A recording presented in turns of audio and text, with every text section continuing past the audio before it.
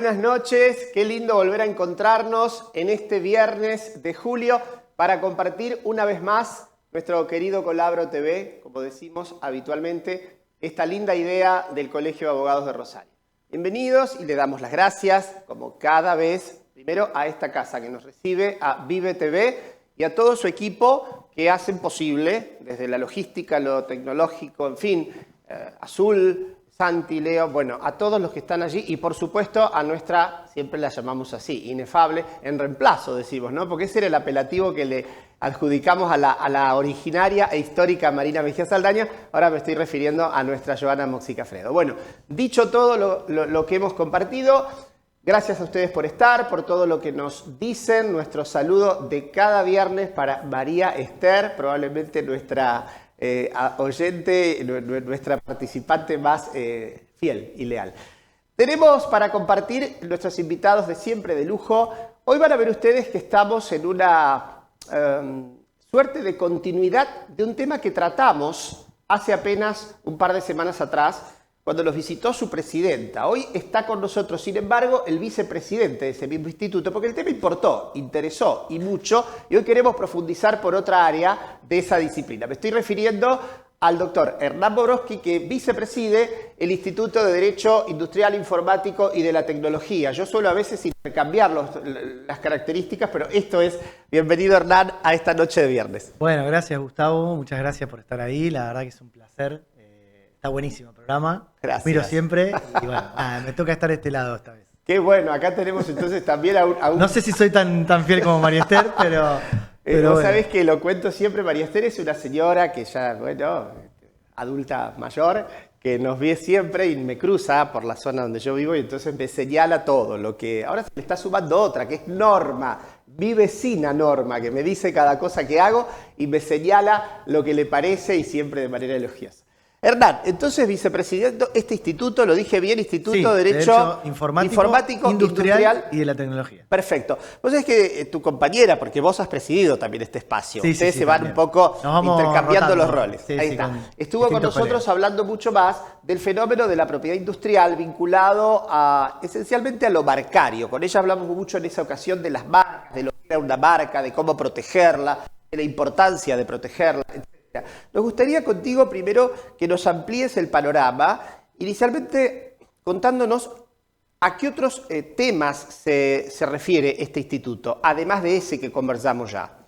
Bueno, además de la propiedad intelectual, que es un poco una de las materias fundamentales sobre las cuales también se fundó ya hace muchos años el instituto, por el advenimiento de la tecnología y el impacto de la tecnología en derecho, principalmente a través de Internet, que nos atraviesa como sociedad, y el impacto jurídico que eso tiene, y más recientemente otras tecnologías, ¿no? Más actuales, como puede ser, bueno, ni hablarlo de la inteligencia artificial, pero sin ir más lejos hemos tenido también tokens no fungibles, tecnología de criptomonedas, hemos tenido prácticamente un mundo de lo digital que nos atraviesa y que tiene impacto en todas las ramas del derecho, ¿no? Entonces nosotros desde el instituto estudiamos ese fenómeno en la interacción con otras ramas, con otras disciplinas inclusive, porque como sabemos el derecho siempre va detrás de la tecnología. La regulación muchas veces llega tarde. Filosóficamente nos preguntamos si es necesario regular o no, porque a veces la regulación nos limita. Ajá. Y de eso va un poco la cosa que nos ocupa y nos entretiene. A ver, nos vamos a detener un poquito acá porque Hernán nos ha abierto una puerta que es cierto. Él dijo filosóficamente nos interrogamos, claro, porque en esa afirmación que vos has hecho acerca de que el derecho va siempre detrás de la tecnología, imagino que figurativamente nos querés decir que la tecnología va tan rápido actualmente que intentar normas que regulen su uso y su efecto y su impacto parece tarea difícil. Y luego vos le agregaste y hasta nos podríamos preguntar si conviene o si es necesario regularlo, ¿no? Hay teóricos que sostienen que esto primero es imposible, que es intentar tapar el sol con un dedo, que no se puede encorsetar el mundo digital, y otros que incluso sostienen que sería un freno al crecimiento tecnológico. ¿Vos qué pensás?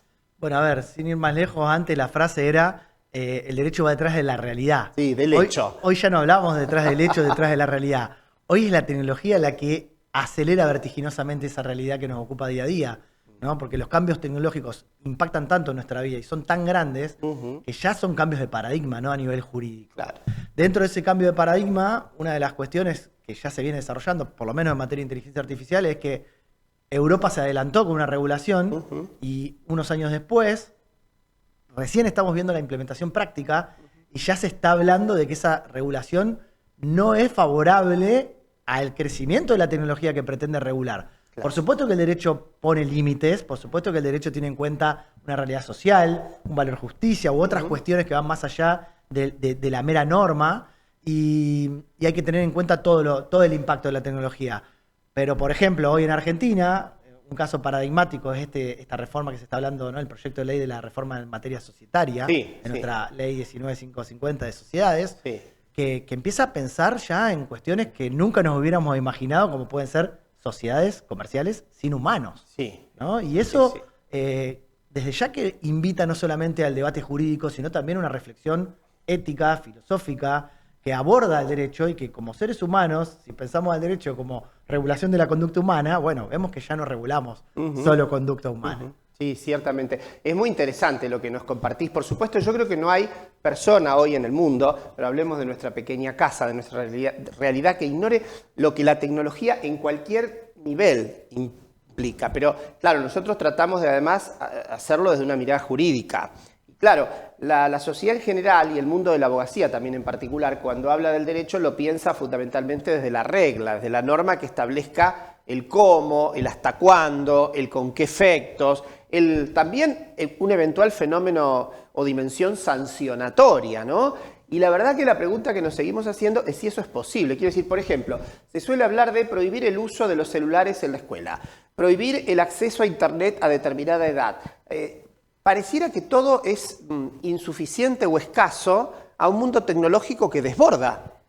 Sí, y nos cuesta entenderlo como juristas, nos cuesta entenderlo como padres. Yo tengo hijos adolescentes, ahí entrando en la adolescencia, y nos preocupa el impacto de la tecnología en sus vidas, pero a la vez, como vos decías, es muy difícil regular algo de manera tal que lo terminemos prohibiendo, porque también el uso de ciertas herramientas nos aportan muchísimas ventajas. Entonces, tampoco podemos aislar a las personas de un contexto social, que el amiguito, todos tienen eso y justo vos a tu hijo se lo vas a prohibir. Entonces empezás a generar un impacto social diferente.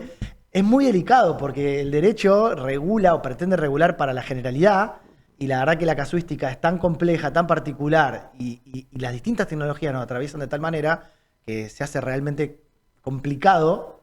No quisiera estar hoy en la piel de un legislador teniendo que regular estos temas, pero bueno, uno siempre puede aportar desde el debate y desde una mirada crítica, que no hay que perder nunca, pero también funcional, ¿no? Yo soy particularmente, no digo tecnoactivista, pero yo me pronuncio a favor de la incorporación de la tecnología porque creo que nos aporta muchas ventajas. Por supuesto, con el uso adecuado, ¿no? Como todo. Claro. Vos sabés que me parece que muchas de las miradas también son de cierta reserva, como siempre ha pasado en la historia, primero las que nacen desde cierto desconocimiento, lo que lleva a veces a cierta cautela y en el peor de los casos a una cuota de temor, ¿no? El ser humano. Hoy estamos en nuestra humanidad conversando y no sabemos de qué manera tan real esto de si la tecnología nos va a reemplazar, si la tecnología nos viene a colaborar, si una cosa y la otra, depende del área. Entonces todo eso también me parece que conforma en el imaginario colectivo de toda la sociedad, bueno, ideas y reflexiones y posiciones distintas. En ese sentido, hay quienes con cierto romanticismo pensamos que lo humano sigue siendo lo que nos salva, pero esto no significa ser un negador de lo que la tecnología puede aportar. Claramente que aporta. Científicamente, a ver, hoy por hoy, nomás la expectativa de vida de una persona se ha multiplicado en los últimos 50 años y esto está muy vinculado al uso de la tecnología, ¿no es cierto? Sí, por supuesto.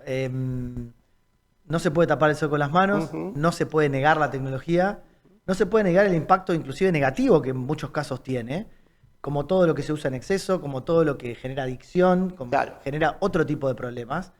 Sociológicamente todavía no podemos comprender el fenómeno que ello implica, pero bueno, no todo es negativo. A mí me gusta también pensar eso como de manera optimista, de que las herramientas siguen estando todavía al control del ser humano de alguna manera. Veremos la era agéntica en el caso de la inteligencia artificial, y todo esto que se puede hacer autónomamente. Esperemos que no se nos salga de las manos, pero de algún modo el panorama implica entender de qué va la cosa, ¿no? Bien. Y una de las cosas que tratamos de hacer en nuestro instituto es explicar estos fenómenos, estar actualizados. Claro. Los abogados ya no solo tenemos que estar actualizados en cambios normativos, Sí. sino que tenemos que estar actualizados en cambios mucho más profundos que nos atraviesan, que son los tecnológicos. Vos sabés que, sí, yendo ya al corazón de lo jurídico, la pregunta es ustedes desde el instituto que se abocan a estas cuestiones, ¿cómo ven que ha ido modificándose la escena jurídico-judicial, procesal o procedimental? Si están preparados para esto o si se están generando asimetrías entre los sectores que han decidido, han podido y han sabido incorporarse y aquellos que todavía no. ¿Cómo lo ves en el concreto ejercicio, ¿no?, de la profesión? Bueno, a ver, de alguna manera el impacto de la tecnología depende mucho también de cuánto uno se sumerja en ese mundo, ¿no? Y eso es una actitud quizás voluntaria por parte de los operadores. Claro. Quienes ejercemos la profesión de manera independiente, tenemos la decisión o tenemos que hacerlo por una cuestión casi hasta de supervivencia, ¿no? Instintiva. Ya no hacerlo implica agrandar una brecha, que ya no es la brecha digital de si tengo acceso o no a Internet o a estas herramientas. Ya es una brecha de que sin estas herramientas va a ser muy difícil sobrevivir aportando valor, Claro. ¿no?, en el futuro. Claro. Eso desde el punto de vista del ejercicio profesional. Lo que veo en el resto de los operadores, quizás en el Poder Judicial o en el Estado o en otros organismos administrativos, es que hay un esfuerzo muy grande desde el poder político y desde los poderes judiciales y demás para poder adaptarse. La digitalización es un fenómeno complejo, costoso, que requiere infraestructura, que requiere recursos humanos especializados. Claro. Y yo veo un esfuerzo, bueno, en el INPI, por ejemplo, hay un gran esfuerzo para que la plataforma de trámites, nosotros hacemos trámites digitales desde el año 2014, o sea, ya más de 10 años que es íntegramente digital el Lo trámite. recordamos que es el Instituto Nacional de Propiedad Industrial, de donde se Propiedad registran Industrial. marcas, patentes. Esto que mencionaba sí, como INPI, Hernán. tal cual, pero también sucede que, bueno, lo vemos en el CIFE, en el Poder Judicial de la Provincia de Santa Fe, o en el Poder Judicial de la Nación con su sistema Lexian. O sea, hay un esfuerzo muy grande de todos los operadores para que la digitalización nos llegue de una manera práctica y útil. Y esa brecha que naturalmente se da, porque a medida que uno va creciendo en años también, se hace más difícil estar al día con las tecnologías, pueda ser accesible para todos, ¿no? Y eso requiere de guías, capacitación a los usuarios, sistemas sencillos, trabajar en la experiencia de usuario desde el diseño, para que los algoritmos y los sistemas de alguna manera no tengan esa complejidad. Yo creo que esa brecha que hoy se está dando, como para cerrar esa opinión, va a ser salvada porque nuestros nativos digitales están creciendo. Claro. Sí, ya sí. nuestros jóvenes, que aunque no parezca, están Son protagonistas. muy interiorizados en Sí, todas estas cuestiones, sí, claro. y ya la tienen al alcance de la mano, son los que de alguna manera van a poder también protagonizar ese cambio. Claro. Y seguramente tendremos una brecha generacional y hasta que nos podamos adaptar los más grandes a esto, pero entiendo que los que vienen de abajo vienen empujando con mucha fuerza como para poder terminar de integrar estos cambios a lo cotidiano, ¿no? Es Aunque interesante cueste. esto, Hernán, porque es cierto, pareciera que no solo las generaciones más jóvenes van de algún modo empujando el ciclo, sino que además estamos frente a un concepto de inevitabilidad. Es lo inevitable. Acá no se trata simplemente de decirnos si nos gusta o no, sino uno tendría que tomar una decisión de vida, decirnos me voy al Uritorco a hacer mermelada de cayote, ¿viste? Y me aíslo de la sociedad, pero digo, en una comunidad de convivencia pareciera que la tecnología es indudablemente un recurso que nos atraviesa y que lo informático, la digitalización, la robótica, todo lo que es la biotecnología, y hoy por hoy hablar de la inteligencia artificial, una expresión de la que habla hoy casi cualquier persona, con independencia de qué tanto sepa del asunto. Ahora, yo digo que con independencia de que no voy a hacer valoraciones, pues no me toca hacerlas aquí, está claro que también el mundo de la tecnología ha democratizado mucho sus herramientas. Repito, no hablo acá de democracia en términos axiológicos ni políticos, pero quiero referir, por ejemplo, a un celular accede prácticamente cualquier persona, cualquiera sea su edad, condición, origen, etcétera. Es decir, es un fenómeno que, claro, se ha universalizado. Ahora, ¿qué nos pasa en la capacitación profesional, Hernán? Porque ustedes están en un instituto que estudia estos fenómenos. Sí. ¿Están los colegas acercándose? Yo sé que vos tenés a tu cargo el área de lo que llamamos las guardias profesionales, fenómeno que aquí en este programa permanentemente hablamos. En todos los institutos o muchos de ellos brindamos asistencia, acompañamiento, etcétera, a los colegas que se acercan a través de lo que llamamos guardias profesionales. Pero digo, vinculame por favor esos dos temas. Por un lado, ¿cómo ves el afán de capacitación por parte de los colegas? y luego si hay consultas profesionales vinculadas a este tema para con ustedes, ¿no? Tal cual. Mirá, a ver, desde lo que es la capacitación en sí, nosotros trabajamos generalmente y a lo largo de los años en dos temas que son muy prácticos, ¿no? Como nos gusta llamarlos, hacemos talleres prácticos. Al final del primer semestre, y ahora ya lo estamos programando para cuando retomemos la actividad, que acaba de empezar después de la feria y demás, habitualmente hacemos un taller de registro de marcas. Eso tiene que ver con los jóvenes profesionales. Claro. Todos los jóvenes profesionales ven a la capacitación práctica como una salida laboral, como una oportunidad de ofrecer un servicio en el cual ellos pueden aportar valor con una baja barrera de ingreso y generando lo que nosotros llamamos un agrandar la torta. Más gente hablando del servicio, más empresas interesadas en hacerlo y, por supuesto, la posibilidad de que haya más trabajo para todos los colegas. Eso desde un punto de vista bien práctico y bien profesional. Por otra parte, algo que nos viene atravesando también y que involucra a la tecnología y al proceso de digitalización es que hoy, bueno, a mí me gusta mucho el tema de contratos, pero no solamente en materia de contratos, casi todo genera una evidencia digital, ¿no? Los contratos hoy se celebran íntegramente a distancia y por medios electrónicos, con firma electrónica o plataforma de firma electrónica y digital.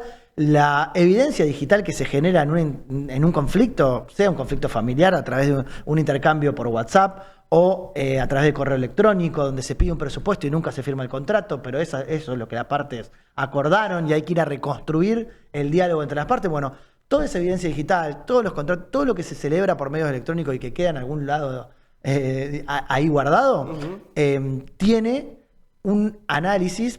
Primero, hay que recolectarlo de una manera adecuada. Hay que generar aquellos medios necesarios para que la cadena de custodia de esa evidencia digital sea preservada. Hay que saber presentarla, en un caso de conflicto judicial, al juez o a jueza que va a entender. Los jueces también, como colegio, tienen que estar preparados para poder darle el valor probatorio necesario y que la normativa recepta. Entonces, hacemos capacitaciones en ese sentido. Sobre fin de año también hacemos un taller práctico de evidencia digital. Generalmente habla un colega desde el punto de vista del ejercicio profesional. También invitamos a magistrados del Poder Judicial, que son quizás los que más ejercicio práctico tienen con estas herramientas. Y de alguna manera es una tarea que no termina nunca. Porque todos los años el público se renueva, como dice Mirta, y el interés es permanentemente interdisciplinario de todas las ramas del derecho y cada vez aumenta. Vos sabés que es buenísimo eso, que así sea. Primero lo decías con mucho entusiasmo, has visto que se nota, la gente podrá apreciar que tu entusiasmo tiene que ver con las ganas, lo vocacional, el compromiso. ¿Viste? Cuando uno dice encontré mi lugar en el mundo, bueno, uno de tus lugares evidentemente tiene que ver con esto. Vos mencionabas también tu inclinación contractual. Yo, bueno, lo sabrás también, para mí uno de los mayores contractualistas del país, mi gran amigo Carlos Hernández, que por supuesto todos conocemos y que preside nuestro Instituto de Derecho Civil. Y como somos grandes amigos y compartimos espacios sociales, hablamos mucho de esto, del impacto de la tecnología. Y entonces yo te digo, vos lo mencionabas recién, me estás diciendo que hay que ya dejar de lado aquello que sosteníamos hasta hace 20 años, decir, no, esto no sirve porque es un email, esto no sirve porque es un mensaje de texto, esto no porque es es decir, no está la firma manual, hológrafa, no está. Vos decís que hoy por hoy también nos impacta lo tecnológico, la informatización de todos los procesos, la informatización de la vida, la digitalización, nos impacta en esto, no solo las herramientas con las cuales nos vinculamos jurídicamente, sino como prueba en un proceso o en un eventual conflicto. Absolutamente. Todo lo que acordamos hoy ya es íntegramente digital y todo lo que vamos interactuando con otros seres humanos o con lo que sea, desde el punto de vista jurídico, ya no me animo a ponerle nombre a ciertas cuestiones que ya no son tan humanas, nos lleva a un lugar de que todo va dejando rastro, ¿no? Si hay algo que tiene la tecnología, es el rastro digital, ¿no? El log en inglés, que es que todo lo que hacemos, aunque lo borremos, queda un rastro que lo borramos. Entonces, eso puede ser una presunción en nuestra contra si quisimos ocultar prueba. Entonces, digamos que es cierto esta especie de mito que circula por las sociedades de que todo queda en algún lugar del éter, del espacio, de la nube, donde sea. Y no solo eso, que todo eso es recuperable a través de herramientas de informática forense. Y de alguna manera, tener en claro eso implica justamente una buena gestión. Ahora, Hernán, a ver, hay un enorme esfuerzo del Estado y de distintas instituciones, organismos públicos, por digitalizar, es decir, por estar al compás de lo que está pasando, lo cual es cierto. Uno lo ve a nivel nación, municipio, provincia, ves que de pronto el fenómeno impositivo y todo es digital, los expedientes digitales. Está claro que esos son fenómenos que han estado y el Estado no mira para un costado. Ahora, existen los recursos de todo tipo, incluso económicos, porque, a ver, también la tecnología nos presenta la idea de que de pronto a mí me imaginan en un video en la isla Santorini tomando una copa con alguien y yo estoy acá en Rosario dando una clase. Es decir, me inventan, digo, la tecnología puede realmente crear realidades paralelas. Esto, digo, ¿cómo se hace? Porque para distinguir, vos lo deslizaste cuando decís hay que saberlo evaluar, pero me parece que hacen falta recursos, ¿no? Para que esto suceda. ¿Estamos en condiciones? Sí, hacen falta recursos y hace falta también mucha capacitación del usuario, ¿no? ¿Me entendés lo que digo? Porque antes uno veía una foto y no negaba que era real. No. Hoy ves una foto o un video y cualquiera puede decirte esto lo creó la inteligencia artificial. Esto no es verdad. Sí. Yo no estaba ahí. Bueno, y ahí es cuando hay que tener las herramientas para poder jurídicamente demostrar que esa evidencia no fue alterada. O lo contrario, que cierta evidencia que se puede presentar como verdadera es apócrifa, falsa, y con el impacto que eso tiene, ¿no? En el honor, en la intimidad de las personas, en derechos humanos que hoy con la tecnología también se ven vulnerados, aún por causas justas, porque yo puedo estar quizás hablando mal, entre comillas, de alguien y puedo estar diciendo la verdad o mi punto de vista y puedo estar lesionando también esa esfera de honor o de intimidad de una persona. Y además con la complejidad de que todo lo que se dice también queda por ahí, no se borra. Pero además, Hernán, ¿qué pasa con la propiedad de los mensajes? Porque los WhatsApp, vos decís, puede ser una prueba. Yo recuerdo, soy mucho más grande que vos, antes hablábamos de la correspondencia epistolar, María Esther sabe, de la carta, la hacíamos con estampilla. Entonces estaba de quién era la propiedad de la carta, el autor y luego el receptor, el destinatario cuando lo había recibido, y si eso era una comunicación privada, si podía valer o no como prueba en un proceso. Ahora yo tengo que autorizar para que un WhatsApp se utilice. ¿Qué pasa? Pues está todo por ahí, todo es captable, me decís vos. Bueno, a ver, de alguna manera, respecto de la correspondencia, sigue rigiendo la garantía constitucional y siempre, si yo voy a ventilar, aún en un proceso judicial, una conversación privada, debo contar, por supuesto, con la autorización a los efectos de justamente poder utilizar esa evidencia en un proceso judicial. Pero, como todo, también es tanta la información y es tanta que realmente, en muchos casos, nos olvidamos de esas garantías, de esos principios fundamentales, ¿no? Claro. De ahí que la invitación siempre es, primero, no descartar la evidencia digital como algo útil, ¿no? Eso es lo primero. Siempre los clientes nos preguntan, ¿no? Este contrato, pero tengo que firmar, pero está en otra punta, lo imprimió, le hizo una firma. Mirá, todo vale. Claro. Entonces, en la medida que yo pueda mostrar tu voluntad y la obtención del consentimiento y el perfeccionamiento, hay un contrato. Claro. Entonces después veremos si tengo los medios probatorios, si tengo los indicios necesarios como para poder reconstruir cómo fue ese vínculo con todos los elementos necesarios. O vemos cómo se integrará ese contrato por las partes, por la norma de fondo, por el juez, por quien sea. Ahora, no hay duda de que eso vale, que tiene un valor y que hay que presentar. Después está, por supuesto, si me toca defender, negar, ¿no? El otro. Ahí están las actuaciones. Exacto. Ahora, Hernán, ¿cómo nos lleva esto al ejercicio de la profesión y alentar, si querés, a todos, pero fundamentalmente a las nuevas generaciones de abogados, abogadas, procuradores, respecto a qué lugar tenemos para ampliar nuestro ejercicio profesional? Esto que hablamos de las incumbencias, ¿no? Digamos, ¿esta es una materia que brinda un espacio para renovarse y un espacio nuevo de trabajo? Sin ninguna duda, eso es lo primero. Esto yo lo equiparo de alguna forma al derecho procesal, ¿no? El derecho procesal nos atraviesa en todas las ramas del derecho. Claro. Es imposible pretender litigar o llevar adelante un conflicto sin conocer el derecho procesal relativo a ese ejercicio profesional. Con la tecnología o con el uso de estas herramientas pasa lo mismo, ¿no? Claro. De alguna manera hay que tener o intentar tener el control de esas herramientas para que estas herramientas no nos dominen a nosotros y de alguna forma poder utilizarlas a favor de eso. Sin duda que hay un amplísimo campo de formación profesional, de capacitación y de reconversión de la profesión incorporando estas herramientas. Qué bueno. Les cuento algo, habrán visto que cambió una expresión de mi rostro porque estoy anonadado y feliz. Ha reaparecido en escena, por atrás de cámaras, ¿no? Nuestra titular inefable, nuestra querida Marina Mejía Saldaña, a la que nombrábamos hace un rato. ¿Querés pasar, Marina? Vení, mostrate, por favor, que la gente, María Esther, te extraña toda la semana y la gente también. Miren lo que es esto. Acá si hubiese un público enorme, habríamos que hacer la claque, el aplauso, la Hernán. Gracias por estar, por venir. Yo les cuento que esta es la joven madre, ya saben todo, el público sabe todo, porque hemos hablado que Teodoro ya tiene 2 meses. 2 meses y medio. Tremendo, así que bueno. Me manda saludos. Claro que sí, claro que sí. La inauguró a la tarde de noche nuestra, ya noche de viernes, Joana, y la continúa también Marina. Gracias por estar. Hernán, te tenemos que despedir. Mira, ha pasado la primera media hora del programa. Qué lindo hemos conversado. Qué claro que sos, vas a volver seguramente. Con Los gusto. temas que abrazan ustedes son absolutamente atractivos, lo saben, y vos derrochás entusiasmo. Muchas gracias, Gustavo. Es una pasión el derecho, una pasión estos temas, así que con gusto estaremos aquí nuevamente cuando nos podamos hacerlo. Gracias por estar. A ustedes no se vayan, este viernes a la noche sigue y nosotros tenemos un bloque más con 2 invitadas también de lujo. Van a ver, cambiamos de tema, pero seguimos con las mismas ganas y con el mismo feroz entusiasmo de que ustedes sigan acompañándonos. Ya volvemos.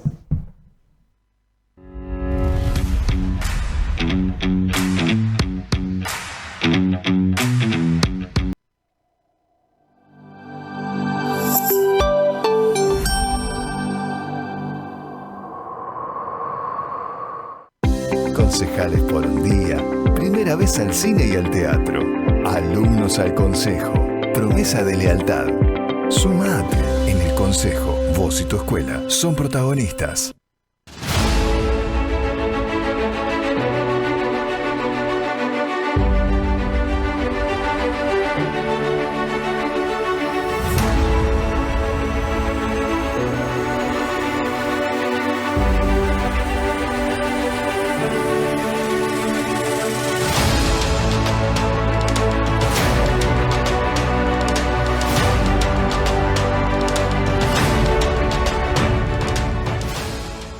En Argentina, la pantalla está viva, River TV, siempre arriba, con noticias, música y diversión, cada programa es pura emoción.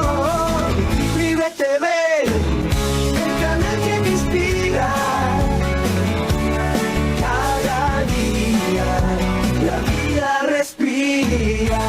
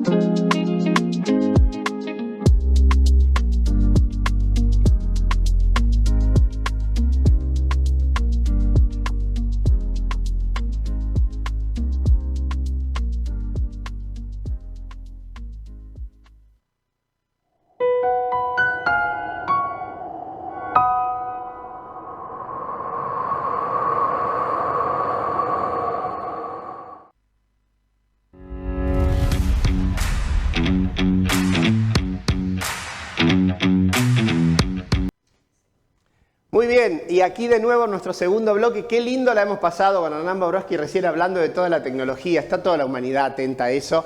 No digo preocupado, algunos como un desafío, otros con cautela. Pero ahora nos visitan dos jóvenes maravillosas, colegas, entusiasmadas también por lo que hacen, que integran el Instituto de Arbitraje del Colegio de Abogados. Las voy a presentar inmediatamente, darles la bienvenida en esta noche de viernes a nuestro Colabro TV, a la doctora María Carrara y Sofía Polisi. Secretaria María, tesorera Sofía, respectivamente, del Instituto de Arbitraje del Colegio de Abogados de Rosario. Bienvenidas a las dos. Gracias, muchas gracias y bueno, gracias por la invitación. No, a ustedes, porque siempre decimos esto de dedicarnos un tiempo, ¿no es cierto? Que es lo que hacemos en todos los institutos y comisiones, siempre lo contamos de manera honoraria, los colegas que se abocan a estudiar un fenómeno, a trabajar también en pos de la colegiación y de otros colegas. Así que gracias a ustedes por estar aquí este rato. Empezamos con María, que la tengo acá de este lado, diciéndole primero, cuéntenme y cuéntenle a la gente. Ya saben ustedes que la intención del colegio, este ya es el tercer año de este programa, es que este ciclo no solo se dirija a hombres y mujeres del derecho, sino a la sociedad civil toda, y por suerte llega a la sociedad civil en general. Entonces, tratamos de compartirlo así, con claridad conceptual. ¿De qué trata el arbitraje? ¿Qué es el arbitraje? Bien, bueno, el arbitraje es un método alternativo de resolución de conflictos, digamos, alternativo al juicio. Ahí va. Uno podría, siempre y cuando haya acuerdo de partes, someter cualquier conflicto comercial, digamos, hay algunas materias que no podrían ir a arbitraje, pero en general cualquier materia transigible puede ir a resolverse ante un tribunal arbitral en lugar de la justicia ordinaria. Bien.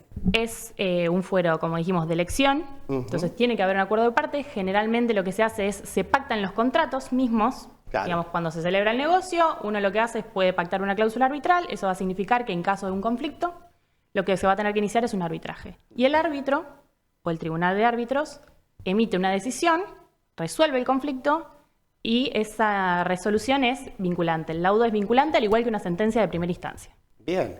Es muy interesante y muy claro, María. ¿Han visto? Sofía, cuando nos dice María que el arbitraje puede pactarse en un contrato, por ejemplo, de locación, si no estuviese pactado en el contrato, sobrevenido luego el conflicto, ¿podrían las partes acordar igualmente someterse a arbitraje?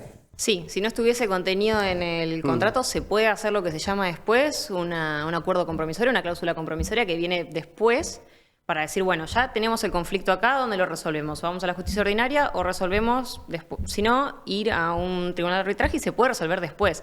Siempre lo aconsejable es pactarlo en el contrato porque cuando ya los ámbitos están un poco caldeados, capaz que uno dice, bueno, yo no me quiero poner de acuerdo. Claro. También muchas veces sucede que si la cláusula está pactada o después viene un compromiso arbitral, pero más que nada cuando hay una cláusula, a lo mejor yo tengo un problema con vos, vengo, te meto una demanda en la justicia ordinaria y si vos no me pones la excepción de decir, no, mira, en esta cláusula en este contrato tengo una cláusula arbitral, vamos a un tribunal de arbitraje, si vos no me opones esa excepción, tramita tranquilamente en el tribunal ordinario, digamos, se puede dejar de lado.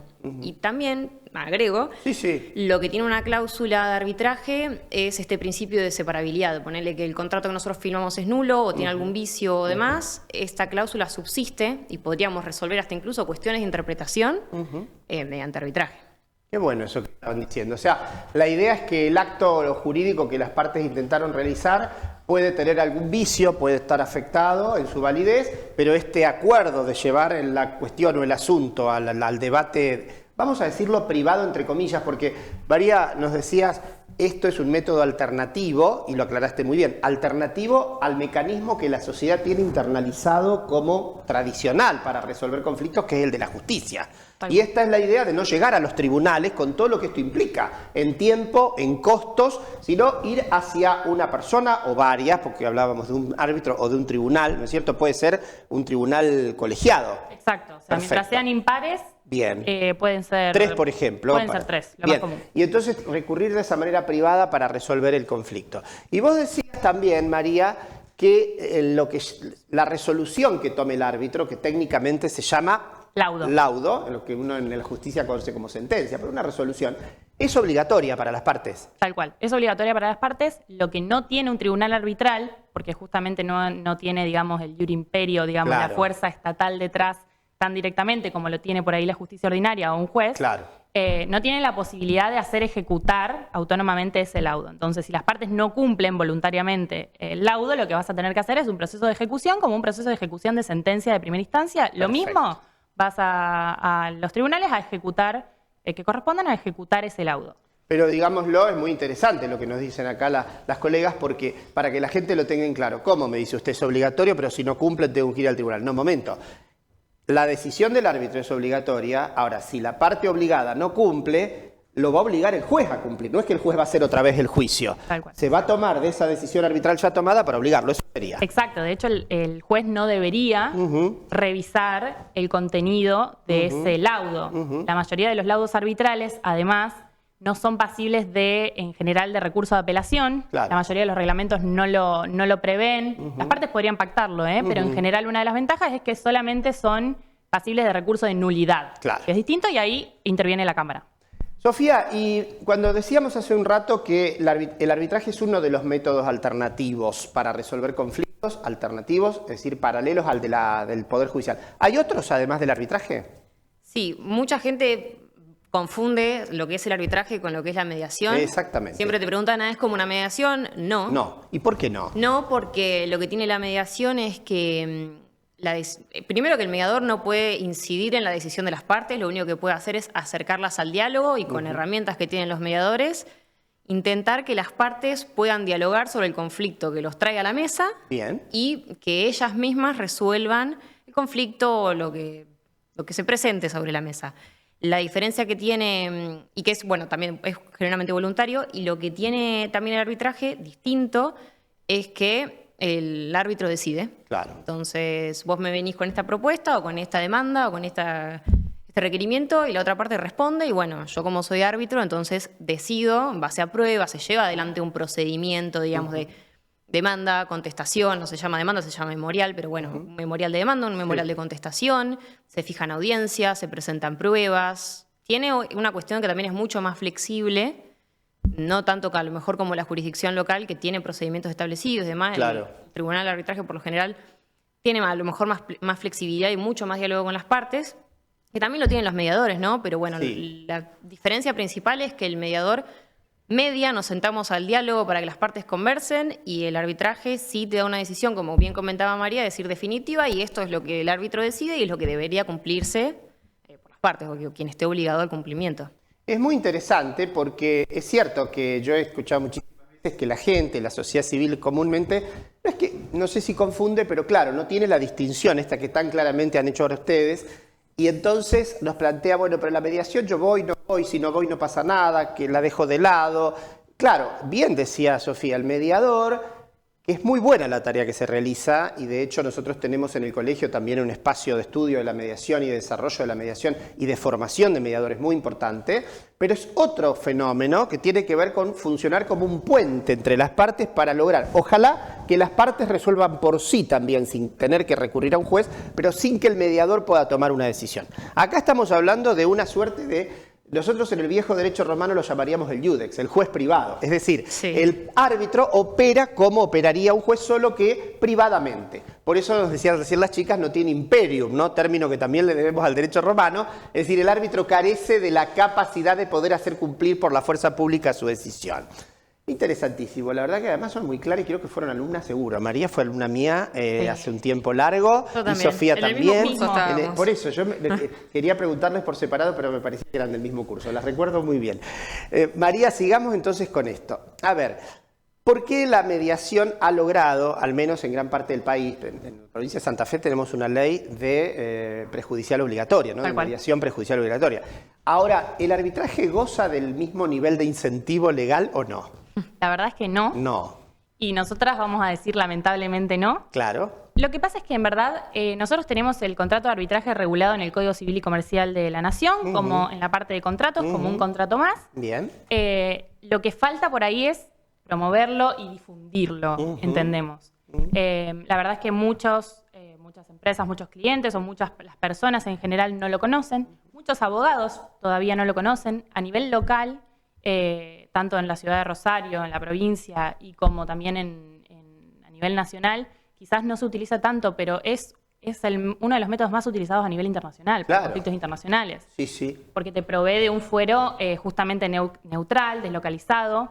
Hablábamos antes de entrar que es una buena alternativa también cuando hay conflictos interjurisdiccionales dentro del mismo país. A veces Claro. uno tiene contratos, una empresa de Rosario con una empresa de Buenos Aires y se pacta o la justicia de Rosario o los tribunales de Buenos Aires y quizás un arbitraje sea una opción a mitad de camino que convenga o sea más amigable para ambas partes y una buena alternativa.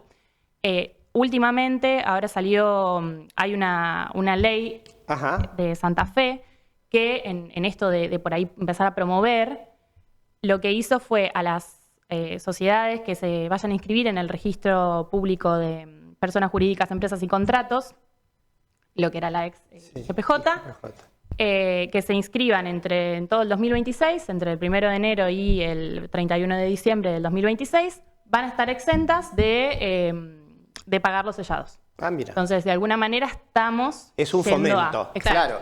Que el Estado tome partido en esta tarea, por supuesto, de tratar de incentivar el uso de una herramienta como esta que yo considero muy valiosa, porque claro, no lo puede imponer, como si se planteó la mediación prejudicial obligatoria, dejaría el arbitraje de ser, por tanto, lo que es en esencia, que es una instancia opcional, ¿no es cierto? Y de acuerdo de partes.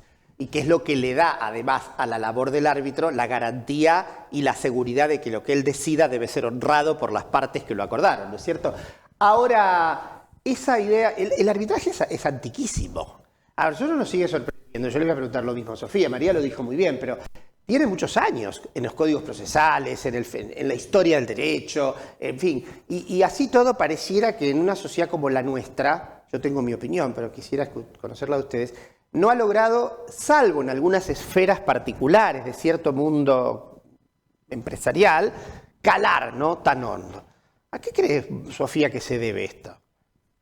Y genuinamente es puro desconocimiento y Ajá. también un poco, me voy a poner en un lugar que a veces yo también lo hago, digo, Sí. a veces los abogados jugamos con los tiempos. Claro. Viste, si sos actor, querés que a lo mejor todo termine rápido, pero si sos demandado, capaz que no. Entonces, a lo mejor puede usarse como no hago el arbitraje porque una de las características del arbitraje es que es la celeridad, digamos, una celeridad procesal y una celeridad económica, que sea un poco más barato de lo que por ahí a lo mejor que lleve un costo, un juicio tan largo, y también que sea rápido. Entonces, a lo mejor, viste, siento que a lo mejor el desconocimiento Sí. por parte de los abogados, y a lo mejor también decir, bueno, mira, prefiero que vayamos a la justicia ordinaria, que transite durante un tiempo largo, que los tiempos son mucho más largos también.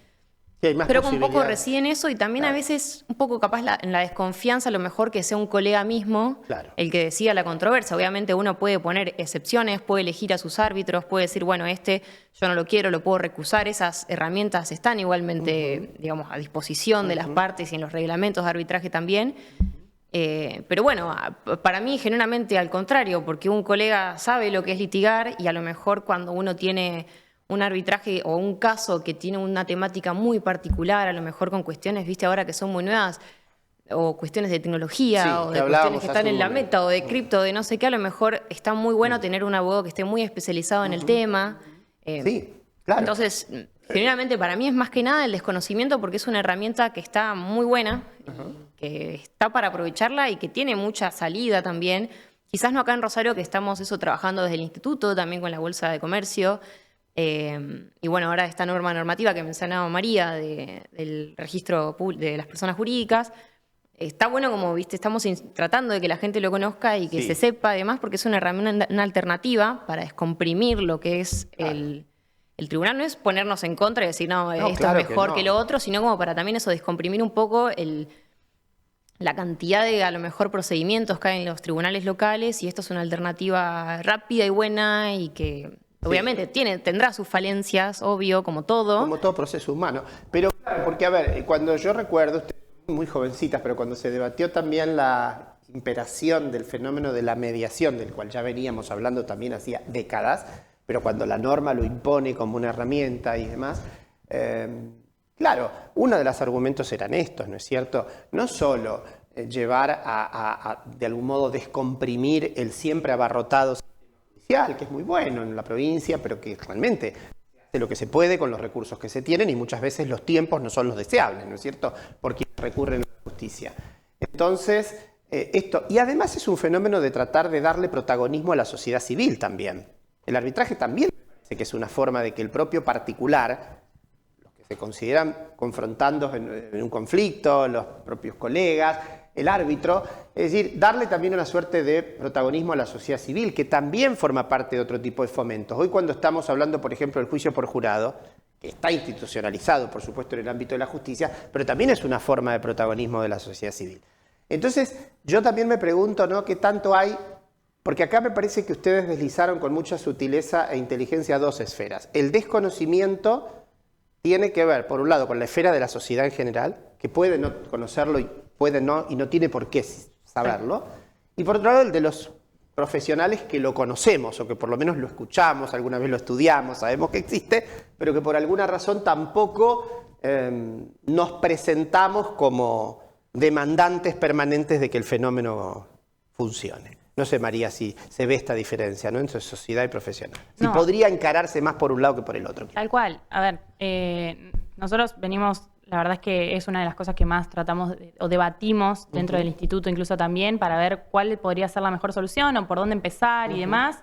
Una de las cuestiones quizás por ahí claves para empezar, como todo, es la facultad, desde la academia. Claro. Obviamente que los alumnos lo conozcan, por ahí la mayoría de esto mismo, todo forma parte de un mismo círculo, digamos, vicioso, en el sentido de que por ahí en las universidades no se habla mucho de otros métodos alternativos de resolución de conflictos, entonces los jóvenes profesionales tampoco lo tienen en el radar y así como extendemos el problema generación tras generación. Claro. Pero después la verdad es que entendemos que somos en este momento los abogados quienes estamos en mejor posición para de última transmitirles o acercarles esa opción a los clientes. No siempre va a ser la mejor opción ni para ese cliente o para ese negocio, pero bueno, está bueno que sea una decisión informada y de alguna manera también estratégica, puede serlo bien mismo. Claro que sí. Pero bueno, que se conozca que está esa alternativa porque a veces puede ser una muy buena herramienta. Creo que otra de las cuestiones por las cuales por ahí no los abogados a veces no se animan y demás, tiene que ver con la confidencialidad del arbitraje, entonces hay muchos laudos, los laudos generalmente no se conocen, Claro. el contenido, entonces por ahí no sabes a la hora de elegir un árbitro o no, Claro. cuál es tu criterio. Tu trayectoria en ese Sí, hacer. sí. Pero también es bueno lo que acaban de decir ustedes hace un rato, que la elección del árbitro te permite distinguir y elegir a aquel que es un especialista en el tema. En un tribunal que tiene que atender de pronto una cantidad de cuestiones. Yo voy a un tribunal civil común acá y tiene que tratar cuestiones de pronto comerciales, de sucesiones, de cobro de pesos, de todo tipo. Y de pronto yo puedo apelar a un profesional o a un especialista en una disciplina. También no deja de ser esa una linda ventaja. Ahora, yo me pregunto, ¿qué está haciendo el colegio para esto? Yo sé que existe algo, hay una suerte de listado, de banco, de árbitros. ¿Quién me cuenta? ¿Cómo es la cosa ahí? Sofía. Bueno, hace poco se renovó, en diciembre del año pasado, se renovó el listado de árbitros. El tribunal, el colegio de arbitraje, el colegio de abogados, tiene un reglamento de arbitraje, tiene su propia lista también de árbitros. El reglamento también prevé los requisitos para poder ser elegido como árbitro. Entonces, hay un mecanismo también de decir, bueno, renovamos la lista de árbitros que generalmente no se renovaba hace tiempo, entonces ahora hay una lista mucho más amplia de árbitros que pueden ser elegidos en distintas materias, lo cual eso también está bueno. Sí. Y también, bueno, estamos intentando nosotros también del instituto contactarnos con otros institutos del colegio como para decir, bueno, a ver, en materia de consumo funcionaría, ¿no? Que hay algunas cuestiones que se llevan a arbitraje en consumo. También a lo mejor en cuestiones societarias, esto que comentaba María, esta de exención que hace la ley para el pago de las tasas cuando vos constituís una sociedad. Después, Claro. bueno, hay otras áreas que a lo mejor pueden llevarse a arbitraje. Entonces, bueno, ese diálogo también con otros institutos, porque a lo mejor entendemos que nosotros nos sentamos, hablamos de arbitraje y a lo mejor somos las mismas 5 caras que nos vemos, Claro. que somos los que conocemos y que nos gusta el tema y demás, pero estaría bueno eso, integrarnos con los otros institutos como para decir, bueno, esta alternativa, como también eso para de vuelta que sean también los mismos colegas y profesionales que empecemos a conocer del tema. Nosotros a nivel académico en la universidad, nosotras estamos en el equipo de arbitraje de la UNR Sí, y que funciona muy bien. Año tras año siempre están en competencias arbitrales Exacto. y demás. Sí, lo sé, lo sé. María, ¿cómo es la cuestión del instituto que ustedes integran? ¿Se reúnen virtual, físicamente? ¿Cuándo? ¿Cómo? Las reuniones están previstas de manera presencial el tercer jueves de cada mes a las 3 de la tarde hasta las 4:30 en la sala bar del Colegio de Abogados. Que es nuestra queridísima Casa del Foro, siempre le decimos a la gente, esa casona histórica de Boulevard Oroño entre Ceballos y Montevideo. Muy bonita. Sí, muy bonita, es cierto. Hay una sala en planta baja que la conocemos como sala bar, los asiduos. Ahí se reúnen entonces el tercer jueves de cada mes. ¿A las 3 de la tarde, de 3 a 4:30, así que invitados todos a participar, a conocer un poco de qué se trata también. Bien. Estamos disponibles para cualquier tipo de consulta. Si alguien tiene algún arbitraje y no sabe para dónde salir disparado, también estamos a disposición. A mí me parece fundamental esta tarea de difusión que ustedes han encarado y que el colegio, con la renovación de la lista, etcétera, pueda proponer. Yo creo que se puede convertir, si realmente se alinean todos los factores, en una instancia de interés, me parece significativa. Ahora, ustedes cuando empezaron, yo no quiero que esto nos pase de largo, claro, dijeron que más allá de las grandes posibilidades que brinda, hay temas que no podrían ser llevados a arbitraje. Es decir, que digámosle a la gente, por lo menos mencionemos algunos de los más comunes, que no podrían ser sometidos a arbitraje, que inevitablemente, si hay un conflicto, habrá que ir al Poder Judicial. Por ejemplo, ¿cuáles son esos? Tal cual. En materia de familia, por ejemplo, no se podría someter la controversia a arbitraje. Bien. Tampoco en cuestiones laborales, aunque hay algunos tribunales que, bueno, no acá en Rosario, pero hay algunas cuestiones que se pueden someter a arbitraje, no acá en Rosario, no acá en Santa Fe. Bien. Tampoco las cuestiones de consumo, salvo que estén anotadas las empresas en cierto listado que pueden someterse a arbitraje y demás. Pero bueno, con el tema de consumo, viste que tenemos las cláusulas predispuestas que a lo mejor no es tan fácil salirse de esas. Y tampoco materias penales. Claro, las materias penales. Y no sé si me olvido alguna. Sí, básicamente todo lo que está más vinculado a una cuestión de orden público, a una tutela un poco especial, entonces no tiene que ver tanto con cuestiones patrimoniales. Sumo que las cuestiones de familia en general no, sí las cuestiones patrimoniales de familia podrían ir a arbitraje. Y en lo que decía Sofi de materia de consumo, está, digamos, distinto sería que el consumidor inicie un arbitraje y, digamos, sea el que propone o de alguna manera tiene el arbitraje, a que si la empresa lo propone. Claro, de alguna manera quiere escapar a la jurisdicción ordinaria, porque está esto de la ley de consumo, también del consumidor, que te deja elegir el fuero y demás.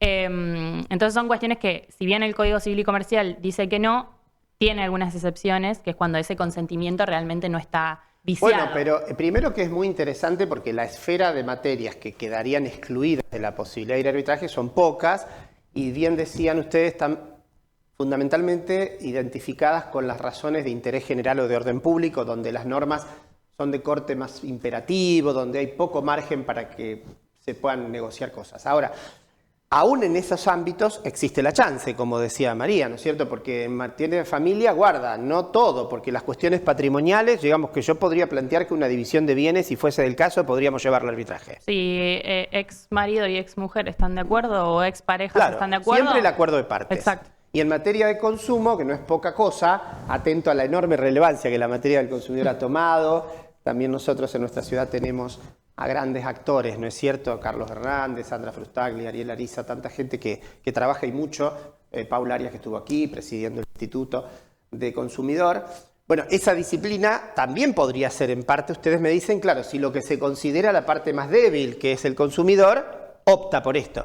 Vamos a ver, si el consumidor optara, no sé si ustedes me lo pueden responder esto, pero optara por ir al arbitraje, la otra parte, supongamos el prestador del servicio o la empresa, ¿estaría obligada a someterse o podría negarse? ¿Seguimos a nivel acuerdo? ¿Tiene que haber acuerdo? Tiene que haber acuerdo. Bien. Lo que pasa es que, de alguna manera, o sea, vos, el consumidor, con esto de que decimos el fuero de elección, no es que necesariamente puedes forzar a la empresa a ir a un arbitraje. Tiene que existir ese acuerdo. Ahora, hay veces que por ahí tenés un contrato de adhesión que si estipula la cláusula de arbitraje, quizás no se le pueda oponer directamente o tan imperativamente al consumidor, sí a la empresa eventualmente. Digamos, en ese sentido es como que se requiere, o las alternativas han sido darle como un doble consentimiento al consumidor. Claro, porque es un régimen muy protectorio, no nos vamos a meter en esa especie, pero es una cuestión mucho más protectoria. Está muy bien.